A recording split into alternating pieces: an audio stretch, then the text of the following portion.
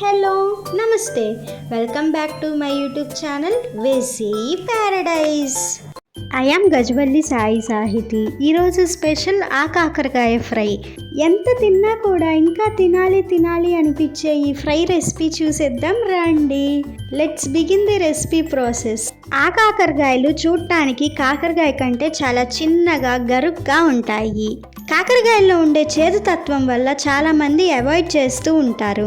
కానీ ఈ కాకరకాయల్లో అలాంటి చేదు చాలా మైల్డ్గా ఉంటుంది. కాకరకాయల్ని ఎలా క్లీన్ చేసుకోవాలో చూద్దాం రండి. ఫస్ట్ కాకరకాయల్ని 2 times నీళ్ళతో శుభ్రంగా వాష్ చేసుకోవాలి. ఇవి గరుగ్గా ఉంటాయని స్కిన్ని పీల్ అవుట్ చేస్తూ ఉంటారు. అలాంటి అవసరమే లేకుండా నేను చెప్పినట్టు చేయండి.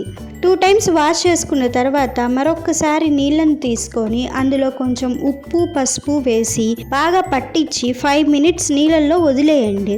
ఇలా చేయటం వల్ల గరుగ్గా ఉండే ప్లేస్లో ఏవైనా పురుగులు కానీ డస్ట్ కానీ ఉంటే పూర్తిగా తొలగిపోతాయి.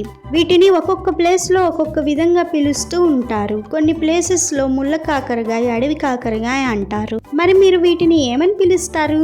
నాకు తెలుసుకోవాలనుంది. కమెంట్ సెక్షన్లో ఖచ్చితంగా కమెంట్ చేయండి. క్లీన్ చేసుకున్న కాకరకాయని ఇలా హాఫ్ రింగ్స్గా కట్ చేసుకోండి. తర్వాత ఒక మిక్సీ జార్ తీసుకొని అందులో 1 tablespoon జీలకర్ర, 1 tablespoon ధనియాలు, 4 tablespoons ఎండు కొబ్బరి కానీ పచ్చి కొబ్బరి కానీ తీసుకోవాలి. ఎక్కువ రోజులు నిలవ ఉండాలి అనుకుంటే ఎండు కొబ్బరి యూజ్ చేయండి. నెక్స్ట్ ఇందులో మీ స్పైస్ లెవెల్స్ని బట్టి కారం వేసుకొని ఇక్కడ చూపిస్తున్న విధంగా గ్రైండ్ చేసుకోవాలి. ఇప్పుడు ఇందులో 10 నుంచి 15 వెల్లుల్లి రెబ్బలను తీసుకొని కోర్స్గా గ్రైండ్ చేసుకోండి. ఇలా రెడీ అయిన మసాలాని పక్కన పెట్టుకోండి. తర్వాత స్టవ్ మీద ఒక కడాయి పెట్టుకొని అందులో 6 tablespoons వరకు నెయ్యి కానీ నూనె కానీ వేసుకొని బాగా హీట్ అవ్వనివ్వాలి. నేను ఇక్కడ నెయ్యి యూజ్ చేస్తున్నాను. బాగా హీట్ అయిన ఆయిల్లో కట్ చేసి ఉంచుకున్న కాకరకాయ ముక్కల్ని వేసుకొని కలుపుకొని లో ఫ్లేమ్ మీద 2 minutes ఫ్రై చేసుకొని ఇందులో టేస్ట్కి తగినంత సాల్ట్, కొంచెం పసుపు వేసుకొని మరొక్కసారి మిక్స్ చేసుకొని మూత పెట్టుకొని 50% ఫ్రై చేసుకోవాలి. మధ్యలో మూత తీసి కలుపుకుంటూ ఉండాలి.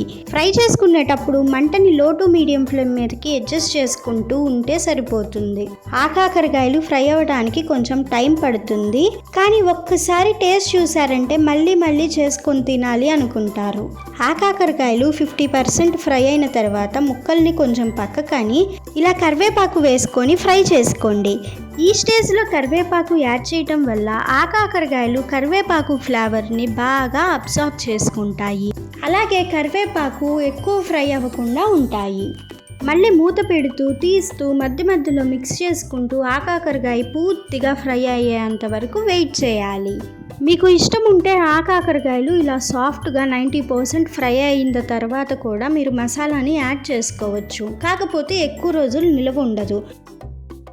1 week to 10 days నిలవ ఉండాలనుకుంటే ఇక్కడ నేను చూపిస్తున్న విధంగా కాకరకాయలు క్రిస్పీగా అయ్యేంత వరకు ఫ్రై చేసుకొని రెడీ చేసి ఉంచుకున్న మసాలాని వేసుకొని బాగా మిక్స్ చేసుకొని లో ఫ్లేమ్ మీద 4 to 5 minutes ఫ్రై చేసుకోవాలి. ఇలా చేయటం వల్ల మసాలాలో ఉన్న పచ్చివాసన పోయి కాకరకాయ ఫ్రైకి మంచి టేస్ట్ని ఇస్తుంది.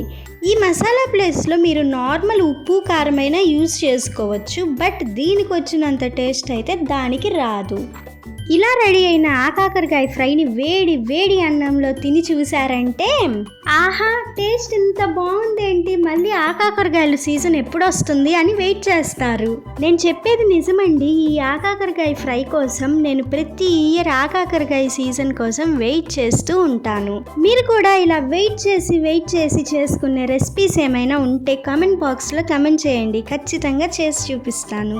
ఎవరైతే కాకరకాయలు తినడానికి ఇష్టపడరో ఈ కాకరకాయని ఒక్కసారి తిని చూసారంటే అస్సలు వదిలిపెట్టరు.